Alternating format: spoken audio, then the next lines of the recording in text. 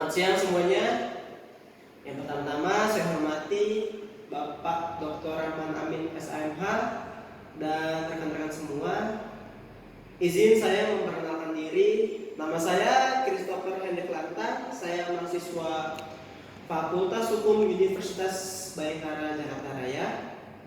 Pada kesempatan kali ini saya akan memaparkan atau membagikan sedikit materi tentang polisi sipil di era reformasi dan keterbukaan informasi publik. Reformasi mengantarkan perubahan yang sangat signifikan pada posisi dan peran kepolisian Republik Indonesia. Berbagai wacana dan pemikiran mengenai reformasi Polri terus berkembang, baik dari aspek struktural, kultural, maupun instrumental.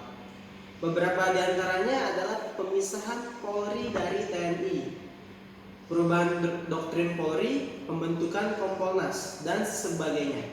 Ini ditandai dengan keputusan politik berupa pemisahan Polri dari lembaga dan garis komando TNI pada 1 April 1999 yang diikuti dengan munculnya dua ketetapan, yakni TAP MPR RI TAP MR 6 tahun 2000 tentang pemisahan ABRI, TNI dan Polri, serta TAP MPR garis miring 7 Romawi garis miring 2000 tentang peran kedua lembaga negara tersebut.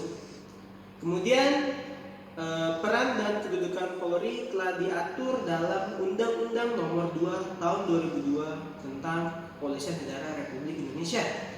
Peran Polri saat ini menjadi sangat penting karena berhubungan dengan iklim demokrasi yang ingin dibangun di era reformasi.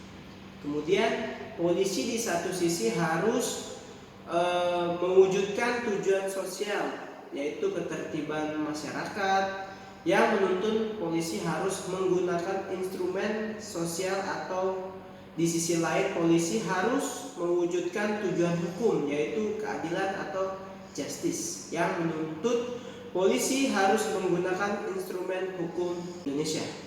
Kemudian kondisi kebangsaan yang terjadi 10 tahun terakhir sangatlah memerlukan kesiapan fisik dan mental atau profesionalisme dari aparat Polri untuk menanggulangi segala bentuk potensi gangguan atau ancaman perpecahan bangsa. Mulai dari isu SARA diolah bersamaan dengan isu ideologi adalah isu yang sangat sensitif bagi kelangsungan kehidupan berbangsa dan bernegara di Republik Indonesia. Kemudian eksistensi Polri terlihat dari naik kelasnya dalam penanganan isu tersebut. Selain tugas penegakan hukum atau kriminalitas, Polri tampak berjibaku membentengi segala bentuk gangguan yang merongrong di negara Republik Indonesia. Dan Pancasila sebagai dasar negara bersamaan saat proses pemilu dan pilpres di tahun sebelumnya. Upaya menjaga demokrasi, kedaulatan bangsa, melindungi serta menjaga perpecahan dan atau radikalisme. Kemudian dilakukan dengan teknik dan pola yang sederhana, cerdik dan tepat dan manfaat. Kontra opini masyarakat menolak kerusuhan, melawan radikalisme diwarnai maraknya spanduk dan baliho di seluruh Indonesia. Kemudian Polri makin piawai membentengi dan menanggulangi badai isu sosial politik yang mengurus isu nasionalisme, kebangsaan, dan upaya kelompok tertentu mendelegitimasi peran pemerintah.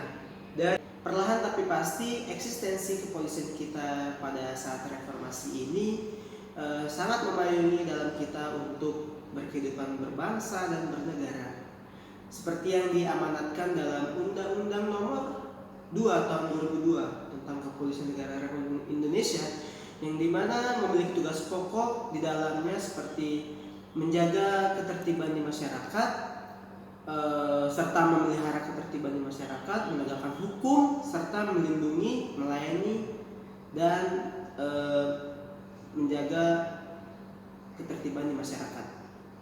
Kemudian polisi saat ini telah mengalami perubahan mindset dan karakter operasional, bahwa tugas penegakan hukum atau represif justisial hanyalah bagian dari tugas besar Polri secara menyeluruh.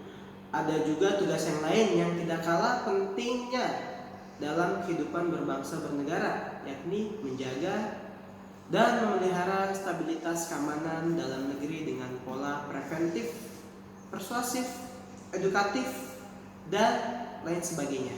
Keterbukaan informasi publik seperti yang diatur di dalam Peraturan Kepala Kepolisian Republik Indonesia Nomor 19 Tahun 2010 tentang tata cara pelayanan informasi publik, bahwa di era reformasi sekarang ini masyarakat berhak menerima informasi publik gunanya untuk menghindari ketidaksalahpahaman di dalam berbangsa dan bernegara.